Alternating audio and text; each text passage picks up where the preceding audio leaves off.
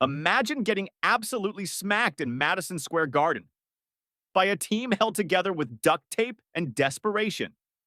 The Pacers showed up like they were forced to clock in for a 9 to 5 shift. Meanwhile, Jalen Brunson looked like he was ready to fight for his life out there. 32 points, full control, and not a damn bit of fear in his eyes. And Tyrese Halliburton? Bro, did he even know this was a playoff elimination game? He played like he just woke up from a nap. This wasn't a game. This was a statement, a beatdown, and maybe even a preview of Game 7 doom if the Pacers don't wake up. But I'll break it all down for you, from Tibbs' game-changing move to the one Pacers player who completely disappeared under the lights. Trust me, the drama, the pettiness, the roasting, it's all coming. Let's get into it. Knicks 111, Pacers 94. That's not a typo, that's a spanking. This was Game 5, do or die for New York, and the boys in blue didn't just show up, they punched back. MSG was loud, the fans were ready, and the Knicks? They came out swinging like their whole reputation was on the line. And honestly, it was. The game was close for about 10 minutes. Then Brunson took over. The role players locked in. And by the time the second half started, Indiana looked like they wanted no part of that smoke. Let's talk adjustments. Tom Thibodeau, yeah, the same dude y'all keep calling washed, made a cold-blooded tweak. Took Jalen Brunson off the ball a little more. Made the Pacers think, and it worked like magic. It opened everything up.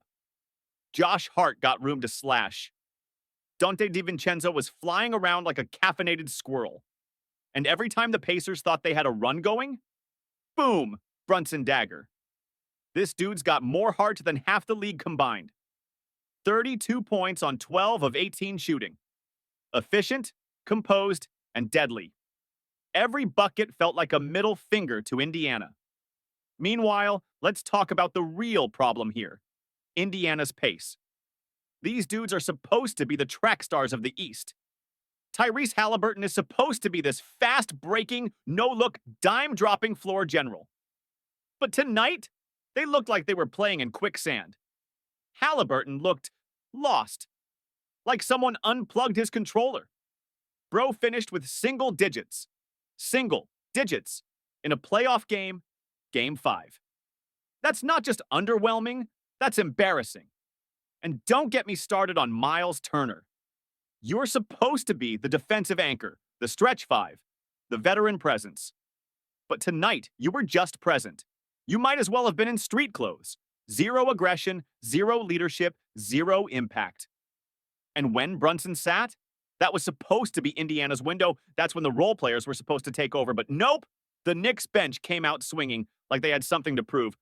Obi Toppin, aggressive. Isaiah Hartenstein, physical. The Knicks wanted this game more. And you could see it in every loose ball, every rebound, every hustle play. Let's not sugarcoat it. The Pacers folded. They came into Madison Square Garden up 3-1 and thought the series was over. They thought the Knicks were going to lay down and die, that Jalen Brunson couldn't keep this up, that Thibodeau's legs were too old to adjust, that the Garden crowd wasn't going to be a factor. And boy, were they wrong? Because now, all the pressure's on them. Game 6 is in Indiana, but don't get it twisted. This is a must-win, period. You don't win Game 6. You're walking back into the jungle that is MSG, and guess what? You're not coming out alive. You thought tonight was bad? You bring this same soft energy into Game 7, and it'll be a funeral. The Knicks smelled blood tonight. They'll finish the job if they get the chance. And don't get me started on Halliburton again. Look, I like the guy. Smooth game, high IQ. But this ain't the regular season anymore. You can't pull a disappearing act in an elimination game and expect people to just shrug it off. You're the face of the franchise. You're the leader. And tonight, you got exposed. Meanwhile, Karl Anthony Towns? Dude came in questionable with a bum knee and still dropped 24 and 13 like it was nothing. That's what superstars do. No excuses, no ducking, just straight up production. And oh, let's not skip this part. The Knicks locked up the outlet passes. They choked the pace. Every time Indiana tried to run, denied. Every time Halliburton tried to play quarterback, he got jammed at the line. Beautiful basketball IQ. That's coaching. That's effort. That's heart. And can we talk about the MSG crowd? That place was electric. You could feel the energy through the screen. Every Brunson bucket felt like an explosion. Every defensive stop felt like a rally. This wasn't just a win. This was a message. We're not done, not even close. So let me ask you something. What happens if the Pacers choke Game 6? You think they're walking into MSG for a Game 7 and surviving that madness? Hell no. Tonight wasn't just a beatdown, it was a warning. The Knicks ain't dead. Jalen Brunson is him, and if you're not ready to match their heart, their hustle, and their hunger, you're going home fast. So Pacers fans, get nervous.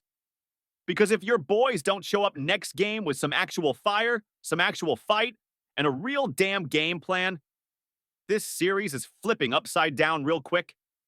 And Halliburton, wake up. This ain't TikTok.